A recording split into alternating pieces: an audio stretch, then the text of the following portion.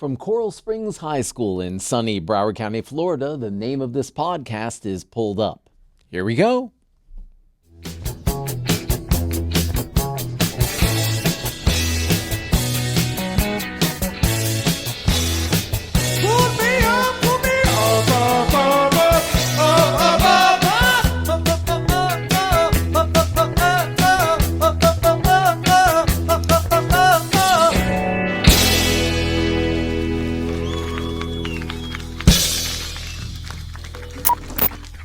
Hello and welcome to Pulled Up, the podcast where we talk to Coral Springs High School teachers about the movies that pull them up so they can come in and pull up the students every darn day. I'm your host, Russell Aronson. I'm the Cambridge coordinator and ACE Media Studies teacher, and I am here with Mr. John Place, who's working the boards, and he's behind the cameras.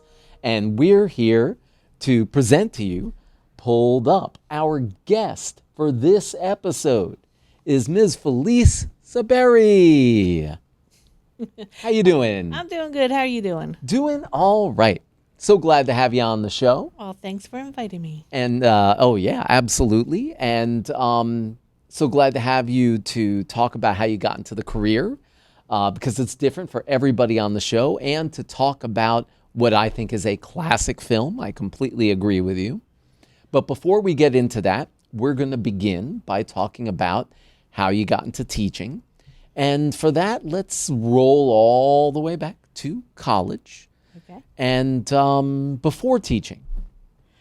Before teaching, I grew up in Pittsburgh, and I was just graduating at 17, and I was extremely naive, and I really wanted to be an oceanographer, but I didn't understand how I can be an oceanographer in Pittsburgh without an ocean.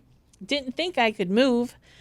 My mom was there, my dad was there, my grandparents were born there, I was born there, and he just stayed in Pittsburgh. So I always loved working with kids, and I used to teach my sister. I loved office supplies. I was like this weird little kid that would ask for pencils and stuff. I always loved office supplies. I did. I always loved office supplies. You should have known even back then. I did, so I'm like, you know what? Teaching. That's what I'm doing. And so you went to teaching college. I went to a teaching college. It was at Edinburgh University. Oh, it was Edinburgh Teaching College until about 5 years before I started. Okay. And then it turned to, all the little Western schools turned to colleges or universities. All right. About 5 years, but they were still considered teaching colleges. Okay. And then how did you get from there to here? Okay, so I went to school in Edinburgh University, which is right by Erie, Pennsylvania. It is on Lake Erie. And if anyone's ever been on getting like lakefront snow, it is awful. So Pittsburgh's in a valley. We would get cold, but we didn't get the snow. Any given day in Edinburgh, you'd get 6 feet, not 6 inches, 6 feet. 6 feet of snow. 6 feet of snow. So you trudged through that for 4 years. And then a lot of the southern schools, Georgia, Florida, they used to come up and recruit because they knew these were teaching colleges. So one day I was my end of my senior year, I went to a job fair. I walked in, and there was a sign that said, "Teach at the beach." Yeah. So I was like, wow, 6 feet of snow or 6 feet of sand. Let's go sand. And the nice thing about that is now, if any of your students are ever talking about how hard it is to get to school, you can literally talk about getting through 6 feet of snow. Oh, the basketball courts the hoops were covered. The hoops are covered with snow. Yes, and you don't see sun. You don't see sun in Erie from October till May or June. Oof. It is cold. It is cold. And so you saw Teach by the Beach, and you're like... Teach by the Beach. I was like, wow, I could move. Maybe I'll go back to school and work with dolphins. But no, I came down, I went, yeah. So I was like, teach at the beach. So I'm like, let me try it. So you came down here, and tell me about how you started in teaching. I started in middle school. All right. So I went to the job fair. So I actually signed the contract to teach in Broward County in Erie. And then you had to come down here for another job fair. And I walked in, and Coral Springs at the time was just growing. There was nothing north of Wiles Road, except cows. Yeah. So there was cows there, and it seemed like a growing city. I came and I toured a lot of the schools, and I got offered a job at Coral Springs Middle, and I said, all right, it's a nice place, a growing city. Let me start there. Yeah, it was so small, and it was Small. There just was not a heck of a lot no. there. There used to be a lot of horses and stuff, and the kids that would come to Coral Springs Middle, their parents would drop them off by horseback. Wow. Yeah, so we'd stand out in bus duty and help the kids off the horses. I think we should bring that back, don't you? I do, because I would love that. Yeah, maybe there should be an express lane for if you come in with a horse. Yeah, I mean, there was nothing. We should start that. Those homes weren't there. There was, and you would know when a new development was because there was like 6 cows, and as the cows moved down the road, there was a new housing development. I know. I wasn't too much after that, and I was in Coconut Creek, and I went to Coconut Creek High, and then just right down the street, it was a You Pick 'em farm. Yep. You know, and it was like, okay, you had a gas station, the high school, and you pick strawberries. Yep. Yep. Which is pretty So I was crazy. So I was like, it's a nice place to start.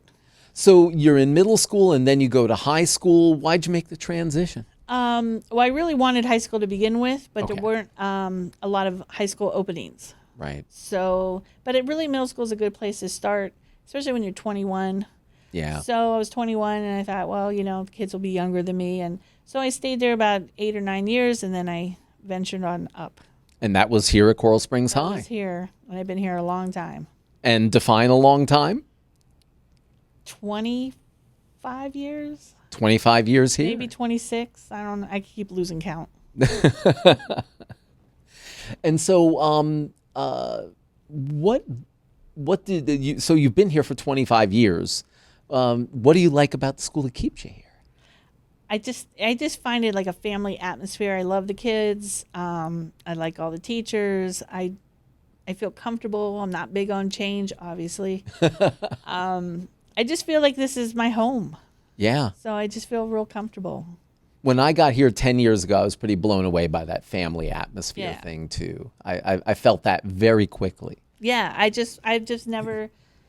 I live here, I work here, so I don't venture far. It's a good advertisement for it. Yeah, I really enjoy it. So you made the transition here into teaching, into really working with the seniors, trying to get them across the finish line and get them into college. So tell me about how things work for you right now and what you see as your primary mission at the school right now. I think I have 2 missions. So one mission is to help the seniors make sure they have all their reading requirements. So if they're missing anything, we really work on test taking prep and work on getting them their reading requirement so that they can get their diploma as they walk across the stage. And the other one is my dual enrollment. So the kids that are planning on going to college, it's actually a dual enrollment class. They can get 3 credits, college credits. So they get one elective free. They don't have to take while in college. And it's a really good class. It's all about surviving college. It's like, how do I pick my classes? What would dorm life be? What is the difference between a private school and a public school? What's a Pell Grant? What's a loan? So we go over all those kind of things. Which is just so vital to whether or not students succeed at the beginning. We teach them subjects and everything, but all of this information is so critical. Yeah, they really don't understand the difference between loans and grants, and you can get yourself in a lot of financial problems if you don't really understand it. So this is a good class to help you start college on an A. Start college on an A. Yeah. And that's so important. Then you're not only building your high school transcript, you're building your college transcript. And as you say, you're starting that with an A. With an A. So you're going to go into college with a 4.0. Yep. And I have an assignment. We learn time management, and we learn about what is a syllabus and how to, all your assignments should be listed in syllabus. I have a paper. I'm not a great writer. Let me go to the writing lab, so how to kind of problem solve before the problem happens. And so you're bringing something I think that's really important and really interesting to school with that. What's been your best experience? And that's called the TIER program? No, that's the other. That is my dual enrollment That's class. your dual enrollment. My dual enrollment class. okay. College Success. College Success. So what's been your best experience with the College Success program? Can you talk about like a specific moment, experience? Okay, so this is kind of cool. I had a student 2 or 3 years ago in the class, and he wasn't sure. He was like, I don't know if this is my route. And I'm like, well, let's just take the class and see how you do. He did really well, and he thought he'd do well. So he said he'd try BC. And so I think it was last year, the year before, my daughter was going to take, as a transient student, you're allowed to take classes at BC for the summer, and then it would transfer back to her college. Right. So we went over to sign her up, and he was working there. Oh my gosh. He was working there, so he helped me like sign her up and get her credits. He knew like all the BC, like he worked in the office. So I thought that was really cool. Yeah, you can just see not only that they found that confidence, but if as we know, if you can convey that to other people, yeah, that's how you know you got it. So I was like, because I went in just like, even though I do the college class, but the actual like enrolling and doing the paperwork, and I didn't know about like Florida Shines and all this stuff you had to do for transient. Yeah. So he was like a whiz. I was like, wow, and said college is for you. That's really cool. So I mean, we're past course cards, but we definitely want to make sure everybody knows about it. Yes. So once again, the on the course card, it's called, I believe it's called College Success. College Success. Yeah, under dual enrollment. Under dual enrollment. All right. And this isn't some hyper advanced class that's only available to a certain group of kids. Yeah. This is a widely available course. It is. It's anyone, senior can take it if they're interested, and it saves you money, and it's good all around. You got to like saving the money. Yes, as a mom paying for college, you got to love saving some money. Yeah. In Cambridge, I'm always talking about OPM. Other yeah. people's money. Yes. Anytime you can get somebody else to pay for your education. Yes. My daughter did the Cambridge, as you know, and I love the bright futures. Yeah, that's tasty. It is. It helps because college is expensive. The more you get, there's still more needed. Yeah, there's never enough. Never enough. So the more you can get, Cambridge, those 7 credits and a dual enrollment here and there, you're good to go.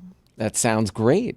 Well, I think that pretty much wraps up the first segment, and that's pretty cool. So when we come back, we get to talk about when I asked you, what's your film, and you told me, I was like, now that is a Felice choice.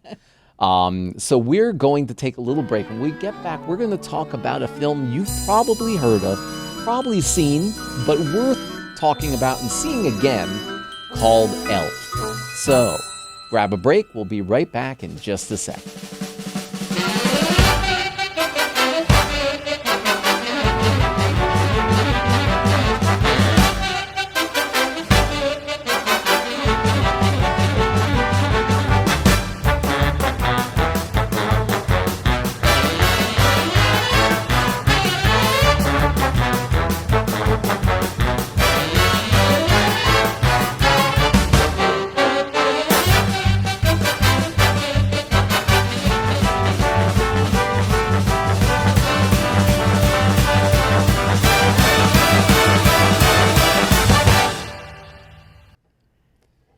Welcome back, and we're here for our second segment where we talk about the movie that pulls you up.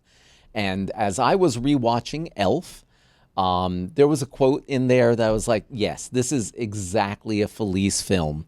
And the quote was, there's room for everyone on the nice list. Yes. Yeah. I love that. Yeah, I thought that pretty much went over center plate for you. Yeah. I always begin by geeking out a little bit because the media studies guy in me, I have to say that. So Elf is a 2003 film. It's directed by Jon Favreau, who has an acting career and a directing career. Famous for films you may have heard of, like Iron Man. TV shows you may have heard of, like The Mandalorian. And he also did the Lion King live action reboot. He made a cool film called Chef, which is a lot of fun. It's kind of a rom-com. It's really cute. It's on Netflix now, I believe. I think it is on Netflix. It is. And you probably want to check that out. It's a fun little film. Yeah. remake of a French film, but I like both of them actually. They're both pretty good. And really, the other thing is the cast of this movie. Perfect. It is just perfectly cast, and the names, and a lot of these names don't mean anything to the students here because they've been around for a while, but they are amazing actors. So obviously, we'll talk about Will Ferrell in a minute, but we have James Caan, who plays Will Ferrell's dad. My father's favorite actor was James Caan. He always like wanted to be James Caan. One of the coolest guys ever in Hollywood. He was just so smooth. Whether you're talking about The Godfather or whatever, I could go on and on. There's a film called Thief, directed by Michael Mann, that he's in. Check that out. Anyway, Mary Steenburgen, who plays the wife, she's won an Academy Award or two. Another of my favorites, Bob Newhart, because I grew up watching reruns of the Bob Newhart Show. Still think it's one of the funniest shows ever. Zooey Deschanel, Ed Asner, who you guys might know from the film Up. Mary Tyler Moore. Yep. Got Spunk. I hate Spunk. I hate Spunk. And just so many other actors in there. So why did you choose Elf? I love it. I love Elf. If I'm having a stress, Christmas to me is just the before, with working. It's usually like we worked up to the 22nd. Yeah, it was right close. Up there. And I had my entire family coming in, and we were taking a trip, and it's just always kind of like that. I have to figure out how, there's just a billion things going on, and sometimes I don't want to think. Yeah. I just don't want to think. I need my brain to take a break and just relax and laugh and enjoy it. Yeah, it's such a kind film, but not sappy. And, it has so many great moments, so many great lines. When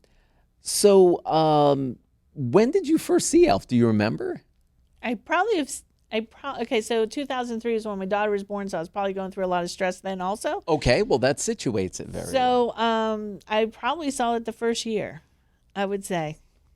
And every year since. So that's like one of those Christmas films you always put on. Always. I mean, it usually runs. You can catch it on, and it's one of those films that even if it's in the middle, where it is, you sit down and you stop what you're doing, right? Stop what you're doing, and you'll just watch it. Is there a certain part of it that you remember most fondly? A scene, a moment along the... Well, I like the end because the whole time you're just rooting for him, and he's trying to tell he's an elf and Santa and it's real, and everyone's kind of not believing him. And I just like it at the end when you get to see New York and everybody's happy and everyone realizes that he is who he is, that he's not, crazy, that there is a Santa Claus, and I don't just makes everyone seem happy. And that literally is what saves the film at the end. Yeah. Is that everyone believes. Everyone believes. You have to believe. Yeah, because Santa's got this big rocket on the sled that he created because people weren't believing anymore. Yeah, so you have to believe. You have to have the spirit, and it's one of those things that, like you said, it's a busy time of year and you get stressed out. But when you sit down and you watch it, you realize what's really important. Yeah, it's just being nice and believing and enjoying the spirit and getting along. And I like the idea of, I love a film that, for whatever reason, causes you to stop what you're doing. Yeah. And whether it's a first viewing or one of those that just comes on and you're like, okay, and then you just kind of dial right into it. There's something really special about that. And then especially during the holidays when we are so busy and we're tempted to believe we don't have time to do this or that. And remind you to kind of slow down. And it doesn't matter how many times. Other films I watch once, and then I'm not a big re-watcher of films. Okay. Especially if it's something the ending and it's like a shock, and once the shock is gone, you're like, But I never get tired of this film. Yeah. Even though you start saying it word for word, or this is when this happens, and this, where's the maple syrup or whatever, So it's just, you just don't get tired of it.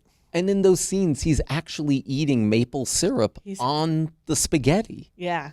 Which is horrifying. But, you suffer for your craft. Yeah. And then this is peak Will Ferrell. This is... yeah, I can't imagine who else could possibly... Maybe Tom Hanks when he was younger. Yeah. There's not many people that could pull it off. And I guess this script bounced around Hollywood for years, and so they just kept recasting and recasting, but it was a lot darker at first. Oh. Apparently, it was kind of depressing, actually. And then when Favreau got it, he's like, how about we make it happy? And apparently that was a good move. Yeah, that was a good move. And then I love those scenes of Will Ferrell just out in New York City that aren't scripted at all, where he's just interacting with real New Yorkers. Yeah. But then again, something when we were kind of talking about this before we recorded is New York during Christmas. Oh, yeah. The best. So what do you like the most about New York during Christmas? I like the traditions. I love seeing the tree, Rockefeller Center. I love the ice skating, even though I can't ice skate. I could ski, but I could never ice skate. I don't understand why, but I couldn't do it. But I'd still put my skates on and I still try it. I love, and New York is just like free ice skating, but $35 for the skates. I love how they do that. You can skate for free, but if you need skates, it's $35. I just think it's hilarious. That is so New York. So New York. Everything's free unless you pay a lot of money. Yeah. If you pay a lot of money. And the windows. I love the window shop. The windows, dressed, and it's just perfect. Yeah, the window decorations in New York City, such an important tradition. And when we were talking about this, I was talking about snow in Central Park. Oh, yeah. It's just... And the Rockettes. I've probably seen the Christmas Spectacular 5 times. I saw it for the first time ever this past summer, even though I was born in New York. I partially grew up in New York. I mean, if my parents took me to Rockettes, I don't remember it. I doubt they did. So I went for the very first time this winter. And the Rockettes part of it is really amazing, but now they have this other stuff that's kind of weird. Like they have drones. In this Christmas Spectacular? Yeah. They have these drone snow angels. Nope. That fly around, and they tell you there beforehand, if a snow angel falls on you, please be very careful with it. They're very fragile. And I'm like, what are we talking about? Okay, so that must be new within the last 4 years. I think we were in New York 4 years ago. Okay. So that was still the old. Did they have the 3D movie with the 3D glasses? You see? No. I'm watching. It was all Rockettes, and then at the very end, they pushed Santa out on the sleigh. Really? Yeah. Now there's this whole story, and Santa comes out, and they have these, I guess they think that if you're younger, you need this interactive stuff. Oh. But the funny thing is, none of that works at all. But the Rockette stuff, still amazing. Okay, so the last one I've seen it 5 times. I saw it once here at Broward, and the new AI stuff was not there. It was all Rockettes. All Rockettes. All Rockettes with little mini scenes.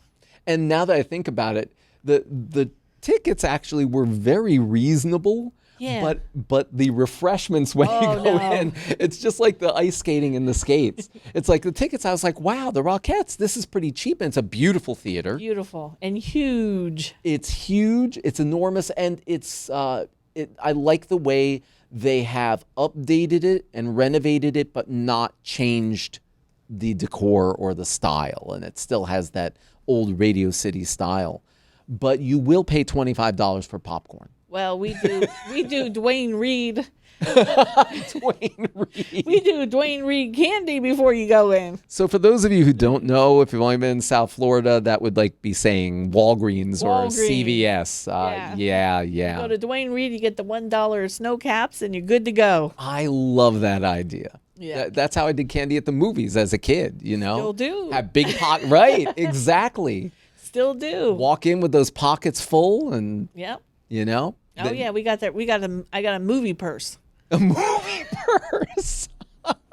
Still now you have a movie purse? yeah, still Oh, now. man. And everyone know, like my daughter and all her friends know it. So if they go to the movies without me or whatever, they say, "Can we borrow the movie purse?" Can we borrow the movie purse? It holds like all your candy, your drinks. It's perfect. What's your favorite go-to movie candy?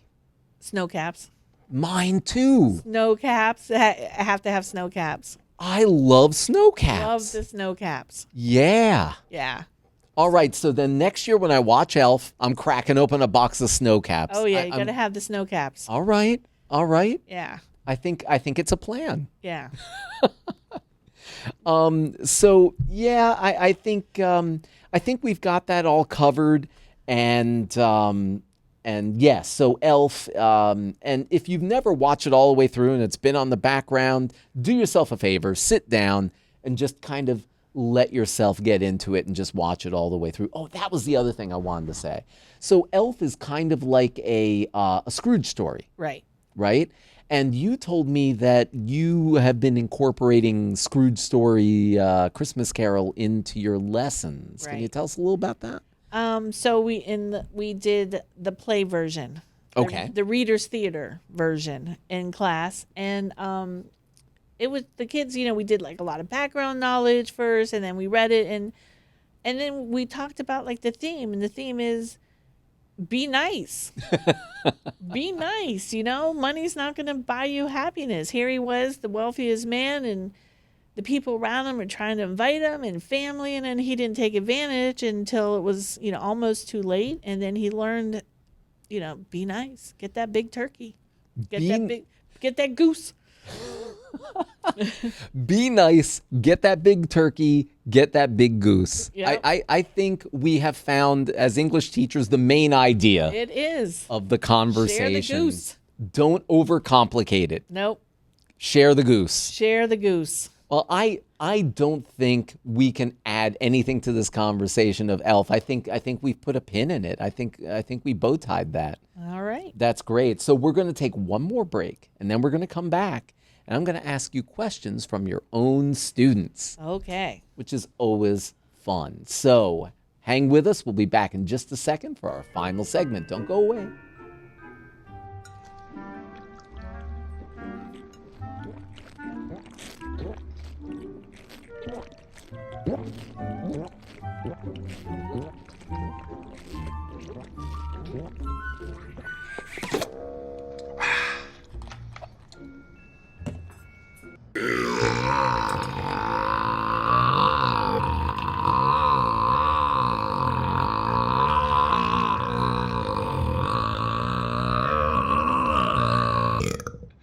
Did you hear that? You are so weird. And we're back with our final segment of Pulled Up, where we're going to ask Miss Tzabery questions from her own students. Are you ready? I'm ready. Well, they're coming anyway, so that's good. Michaelia has a question for you. All righty. All right. If you weren't a teacher, what would you be doing right now for a career? Well, as I told you, I would hope I would have figured out I could leave Pittsburgh and possibly working, or maybe I'd be in a rural Ohio working at SeaWorld. There you go. Or, but I know I would like to have been either, and if it didn't work out, an oceanographer. Okay. So Why oceanography? love the dolphins. Love the dolphins. Love the dolphins. And that one turtle with the little straw, that you see the same turtle with the straw sticking out. Oh, yeah. I'm always like, save the turtle. Save Save the turtle. Save the turtle indeed. I mean, you're taking pictures. Save that turtle. So maybe something in like that environment. I like the environment. I like, tree, a little bit of a tree hugger. So, When was the last time you saw dolphins? my nephew lives over at Fort Myers, so we went over like 2 weekends ago, Oh, and they're wow. just there. Yeah. So That's they're just, wonderful. Yeah, they're just there. So we sit and watch them and stuff. Pretty good deal there. Yeah. And the turtle with the straw. That's fantastic. So there you go, Michaelia.